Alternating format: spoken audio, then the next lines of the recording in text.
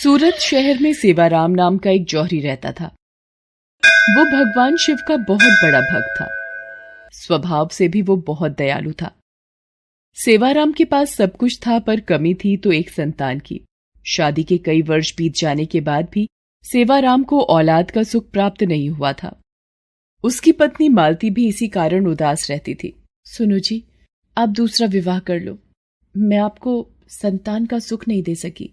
मालती, तुमने आज ये बात कह दी, पर दोबारा मत कहना। तुम मेरी अर्धांगिनी हो। हम इस दुख को मिलजुल कर बांटेंगे और मुझे विश्वास है एक दिन भगवान शंकर हमारी संतान की इच्छा जरूर पूरी करेंगे। सेवाराम का विश्वास था कि भगवान शंकर एक दिन उनकी इच्छा जरूर पूरी करेंगे।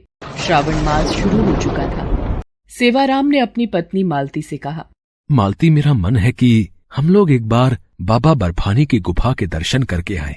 बाबा अमरनाथ की यात्रा करके उनका दर्शन प्राप्त करने से मुझे विश्वास है कि भोला भंडारी तुम्हारी झोली खाली हाथ नहीं लौटाएंगे। हम अमरनाथ की यात्रा पर चलते हैं।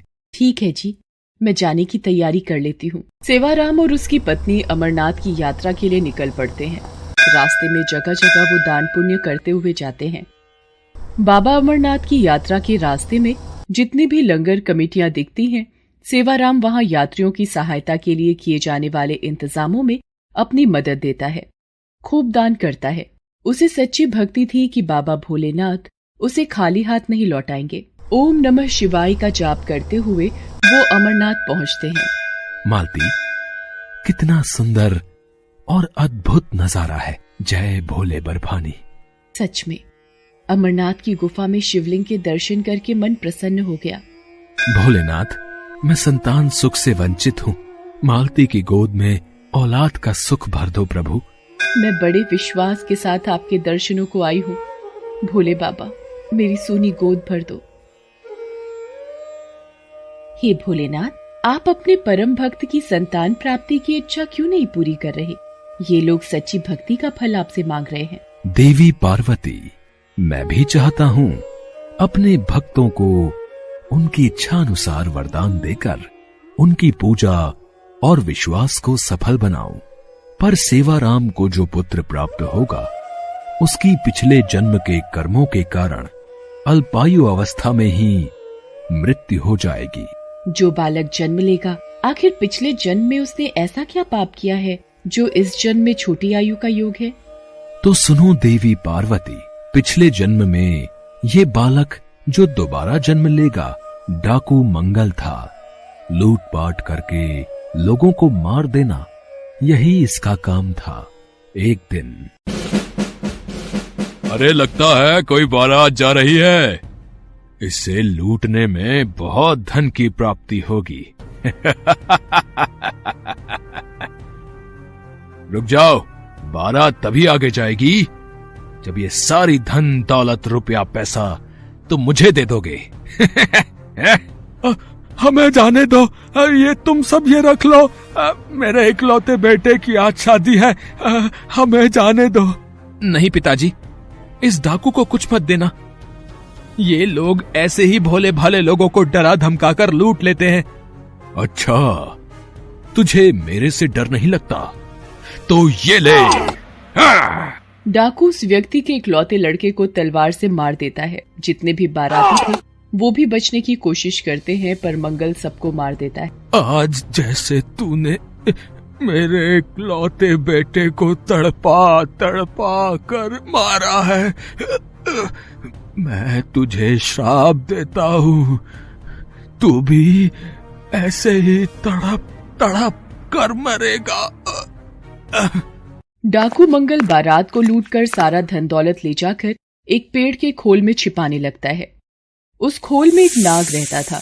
नाग डाकू मंगल के हाथ पर डस लेता है। नाग के डंक मारने से डाकू मंगल तड़पने लगता है और उसकी मृत्यु हो जाती है। देवी पार्वती, जिस बालक को डाकू मंगल ने तत्काल मृत्यु दी थी वह उस वक्त 21 वर्ष का था।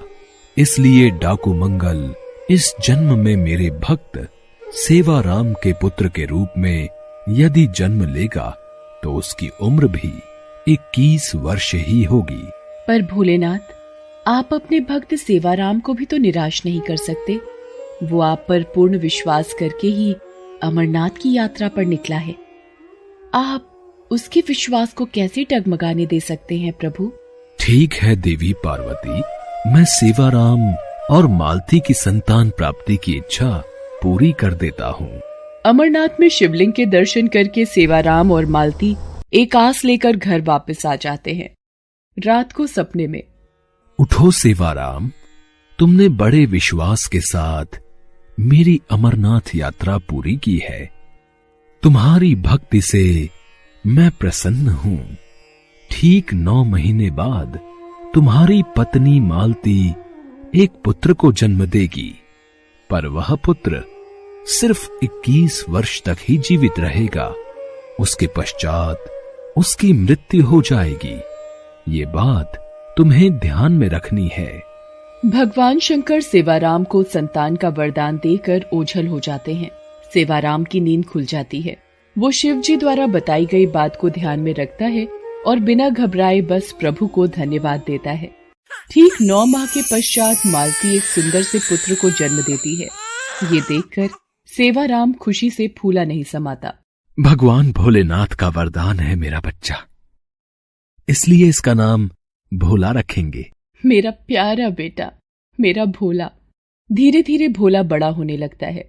सेवाराम बचपन से ही भोला के मन में शिव भक्ति की लगन पैदा करता है। एक दिन शिव मंदिर में, भोला, तुम्हें एक बात हमेशा याद रखनी है कि तुम्हें हर पल ओम नमः शिवाय मंत्र का जाप करना है। ठीक है पिताजी, मैं अब से ऐसा ही करूंगा। भोला हमेशा ओम नमः शिवाय मंत्र का ही जाप करता था।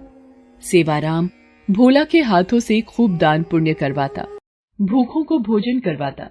उसने भोला को शिव के सभी मंदिरों और धाम की यात्रा भी कराई। धीरे धीरे 21 वर्ष पूरे होने वाले थे। एक दिन, सुनो जी, आप भोला को भैया के साथ कहाँ भेज रहे हो, वो भी 1 माह के लिए? मैं अपने बच्चे के बिना कैसे रहूंगी? 1 माह के पश्चात तो इसका 21वां जन्मदिन भी है। मालती, मैं भोला को काशी नगरी भेज रहा हूँ। वहाँ 1 महीना रहकर अपने मामा के साथ भगवान भोलेनाथ की पूजा और साधना करेगा, ताकि इस पर भगवान शंकर की कृपा बनी रहे। सेवाराम जानता था कि भोला की मृत्यु का समय निकट आ रहा है, इसलिए वो भोला को उसके मामा के साथ समझा बुझाकर काशी नगरी भेज देता है। मामा जी, आप मेरे हाथों रोजाना ये यज्ञ, हवन और दान पुण्य क्यों करवा रहे हो? भोला, तुम्हारे पिताजी की आज्ञा थी कि 1 माह तक रोजाना तुम्हें यज्ञ और दान पुण्य के कार्य करने हैं। कल सोमवार है, तो कल तुम्हारी पूजा संपूर्ण हो जाएगी। भोला की मृत्यु का केवल एक ही दिन शेष रह गया था। उस दिन सावन का आखिरी सोमवार था। भोला पूरा दिन शिवलिंग की पूजा अर्चना करता रहा। अचानक वो अपने मामा से बोला, मामा जी, मेरी तबीयत कुछ ठीक नहीं लग रही। मैं कुछ देर विश्राम करना चाहता हूँ। ठीक है भोला, तुम चलकर कक्ष में थोड़ी देर आराम कर लो। जैसे ही भोला कक्ष में आराम करने के लिए पहुंचता है तो चक्कर खाकर गिर जाता है और उसकी मृत्यु हो जाती है। भोला का मामा रोने लगता है। भोला मेरे भांजे, मेरे बच्चे, अरे उठ, अरे ये अचानक तुझे क्या हो गया? तो कुछ बोल क्यों नहीं रहा? प्रभु, भोला ने इस जन्म में आपकी भक्ति के सिवा कुछ नहीं किया। वो जब से धरती पर गया है, आपकी ही पूजा भक्ति की है। फिर तो उसके पिछले जन्म के बुरे कर्म इस जन्म में मिट जाने चाहिए। आपके श्रावण मास के माह में उसने इतने यज्ञ और दान पुण्य किए। अपने पिता सेवाराम की आज्ञा का पालन करते हुए उसने सिर्फ अच्छे कर्म किए हैं। क्या अब भी आप इसकी आयु के संकट को दूर नहीं करेंगे? मैं जानता हूँ देवी, भोला ने इस जन्म में मेरी बहुत भक्ति की है, इसलिए मैं इस जन्म में इसका भाग्य बदलकर इसे लंबी आयु प्रदान करता हूँ। उठो भोला, उठो। भोला एकदम उठकर बैठ जाता है, जैसे उसे किसी ने नींद से जगाया हो। मामा, मुझे क्या हुआ था? ऐसा लगा मानो भगवान भोलेनाथ मुझे गहरी नींद से उठाने आए थे। हे शिव शंकर, आपकी महिमा अपरंपार है। भोला अपने मामा के साथ सकुशल घर पहुंचता है और सारी बात बताता है, जिसे सुनकर सेवाराम की आंखों में आंसू भर जाते हैं। मेरे भोलेनाथ, आपकी जय हो। आपकी लीला न्यारी है प्रभु। जय भोले बाबा की। ओम नमः शिवाय। ओम नमः शिवाय।